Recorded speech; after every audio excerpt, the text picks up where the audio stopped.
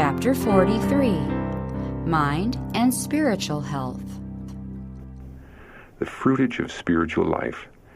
Spiritual life yields to its possessor that which all the world is seeking, but which can never be obtained without an entire surrender to God.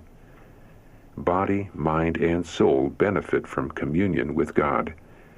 In a knowledge of God, all true knowledge and real development have their source.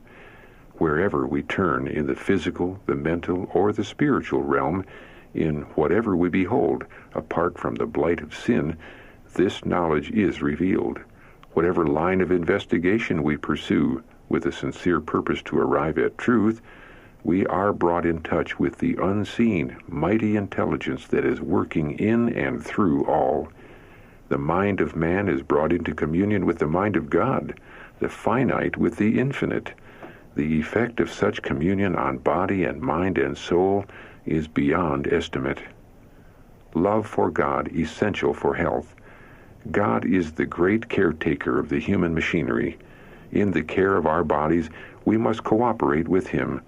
Love for God is essential for life and health. Health of body important to health of soul. God would be recognized as the author of our being. That life He has given us is not to be trifled with. Recklessness in the bodily habits reveals a recklessness of moral character. The health of the body is to be regarded as essential for the advancement of growth in grace and even temper. Good deeds promote health. Good deeds are twice a blessing, benefiting both the giver and the receiver of the kindness. The consciousness of right doing is one of the best medicines for diseased bodies and minds. When the mind is free and happy from a sense of duty well done and the satisfaction of giving happiness to others, the cheering, uplifting influence brings new life to the whole being. Godliness in harmony with laws of health. Those who walk in the path of wisdom and holiness find that godliness is profitable unto all things, having promise of the life that now is and of that which is to come. 1 Timothy chapter 4, verse 8. They are alive to the enjoyment of life's real pleasures and are not troubled with vain regrets over misspent hours, nor with gloomy forebodings, as the worldling too often is when not diverted by some exciting amusement. Godliness does not conflict with the laws of health, but is in harmony with them. The fear of the Lord is the foundation of all real prosperity. Constant struggle against evil imaginings. Let everyone who desires to be a partaker of the divine nature appreciate the fact that he must escape the corruption that is in the world through lust. There must be a constant, earnest struggling of the soul against the evil imaginings of the mind. There must be a steadfast resistance of temptation to sin in thought or act. The soul must be kept from every stain, through faith in Him who is able to keep you from falling. We should meditate upon the Scriptures, thinking soberly and candidly upon the things that pertain to our eternal salvation. The infinite mercy and love of Jesus, the sacrifice made in our behalf, call for most serious and solemn reflection. We should dwell upon the character of our dear Redeemer and Intercessor. We should seek to comprehend the meaning of the plan of salvation. We should meditate upon the mission of Him who came to save His people from their sins. By constantly contemplating heavenly themes, our faith and love will grow stronger. Injury to health weakens moral powers. Whatever injures the health not only lessens physical vigor, but tends to weaken the mental and moral powers. Since the mind and the soul find expression through the body, both mental and spiritual vigor are in great degree dependent upon physical strength and activity. Whatever promotes physical health promotes the development of a strong mind and a well-balanced character. Body medium for mind and soul. The body is a most important medium through which the mind and the soul are developed for the upbuilding of character. Hence it is that the adversary of souls directs his temptations to the enfeebling and degrading of the physical powers. His success here often means the surrender of the whole being to evil. The tendencies of the physical nature, unless under the dominion of a higher power, will surely work ruin and death. The body is to be brought into subjection to the higher powers of the being. The passions are to be controlled by the will, which is itself to be under the control of God.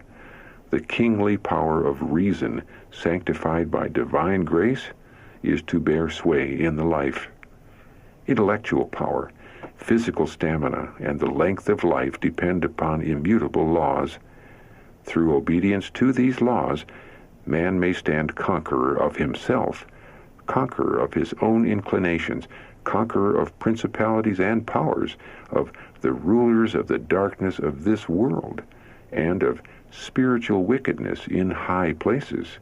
Ephesians chapter 6, verse 12. Vital energy imparted to mind through brain. The Lord would have our minds clear and sharp, able to see points in His word and service, doing His will, depending upon His grace, bringing into His work a clear conscience and a thankful mind. This kind of joy promotes the circulation of the blood. Vital energy is imparted to the mind through the brain. Therefore, the brain should never be dulled by the use of narcotics or excited by the use of stimulants. Brain, bone, and muscle are to be brought into harmonious action that all may work as well-regulated machines, each part acting in harmony, not one being overtaxed. Dyspepsia makes religious life uncertain. The principles of health reform should be brought into the life of every Christian. Men and women who disregard these principles cannot offer to God a pure, vigorous devotion, for a dyspeptic stomach or a torpid liver makes the religious life an uncertainty. Eating the flesh of dead animals has an injurious effect upon spirituality. When meat is made the staple article of food, the higher faculties are overborne by the lower passions. These things are an offense to God and are the cause of a decline in spiritual life. Right doing is best medicine. The consciousness of right doing is the best medicine for diseased bodies and minds. The special blessing of God resting upon the receiver is health and strength. A person whose mind is quiet and satisfied in God is in the pathway to health.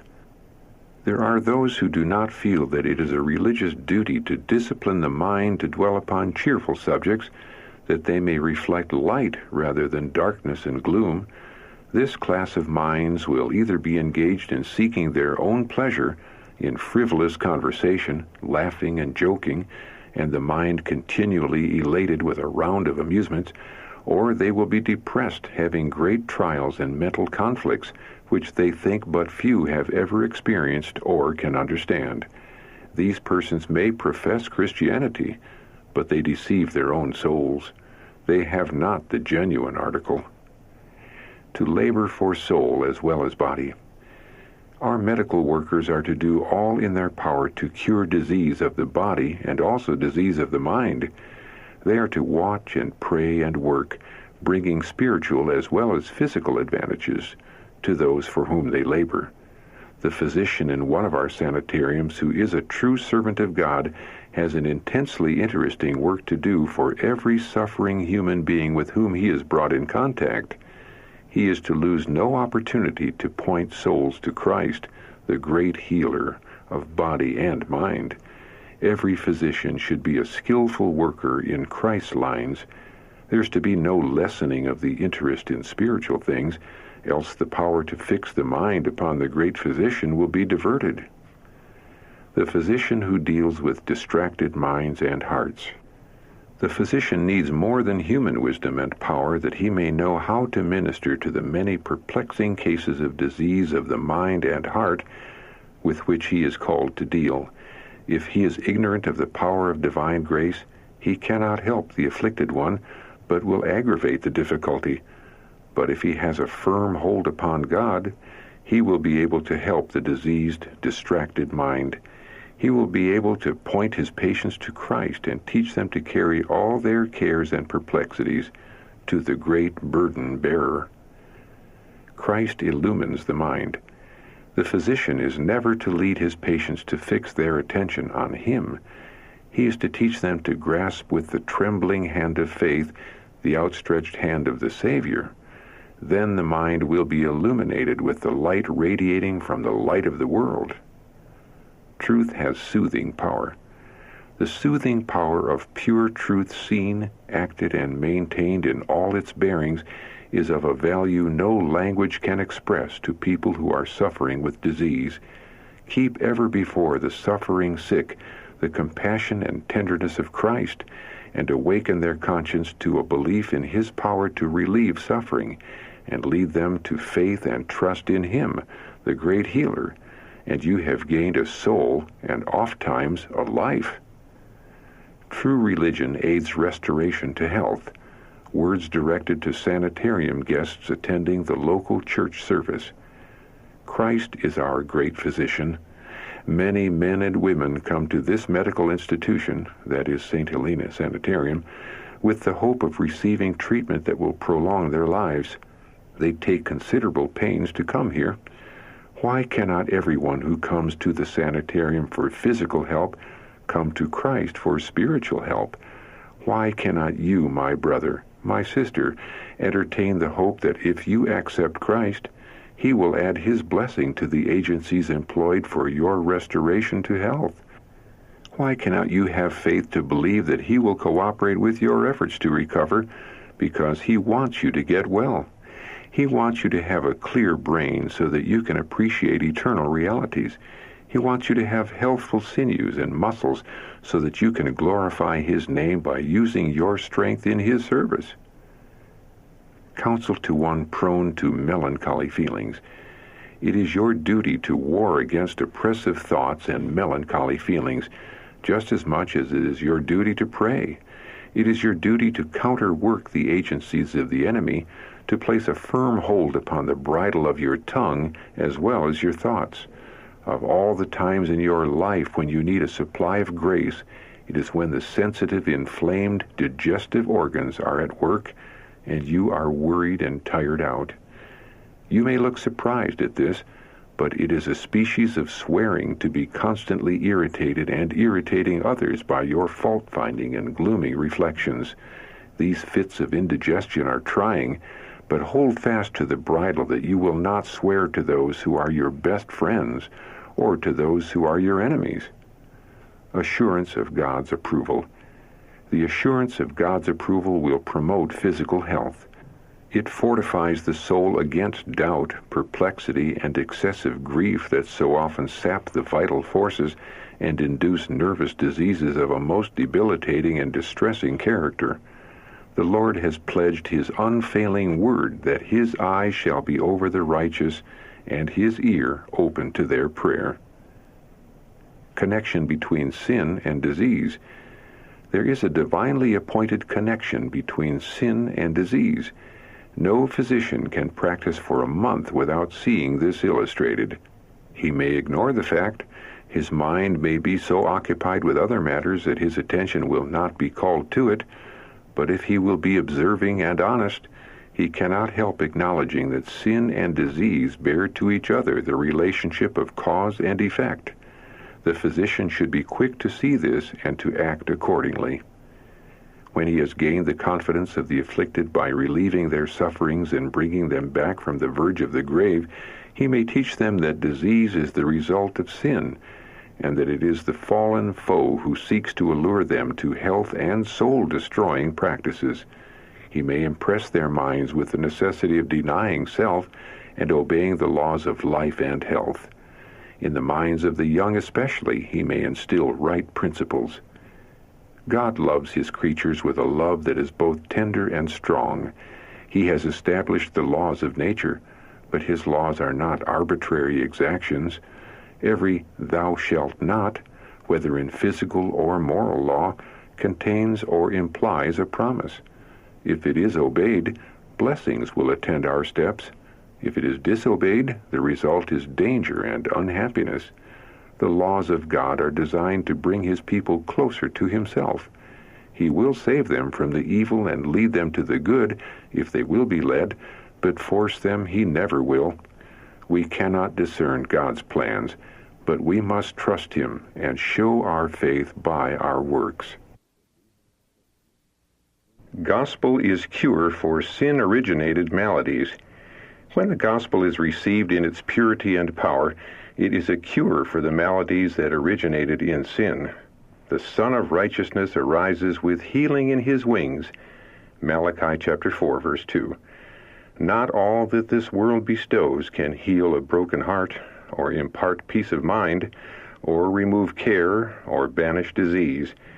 Fame, genius, talent, all are powerless to gladden the sorrowful heart, or to restore the wasted life. The life of God in the soul is man's only hope. Heaven is all health. The view held by some that spirituality is a detriment to health is the sophistry of Satan. The religion of the Bible is not detrimental to the health of either body or mind. The influence of the Spirit of God is the very best medicine for disease. Heaven is all health, and the more deeply heavenly influences are realized, the more sure will be the recovery of the believing invalid. The true principles of Christianity open before all a source of inestimable happiness. Religion is a continual wellspring from which the Christian can drink at will and never exhaust the fountain. Religion, the true science of healing. Religion is a principle of the heart, not a magical word or a trick of the mind. Look to Jesus only. This is your only hope, and your husband's only hope of gaining eternal life. This is the true science of healing for body and soul. The mind must not be centered upon any human being, but upon God. Love for Redeemer clears away miasma. The mind is befogged by sensual malaria. The thoughts need purifying. What might not men and women have been had they realized that the treatment of the body has everything to do with the vigor and purity of mind and heart? The true Christian obtains an experience which brings holiness. He is without a spot of guilt upon the conscience or a taint of corruption upon the soul.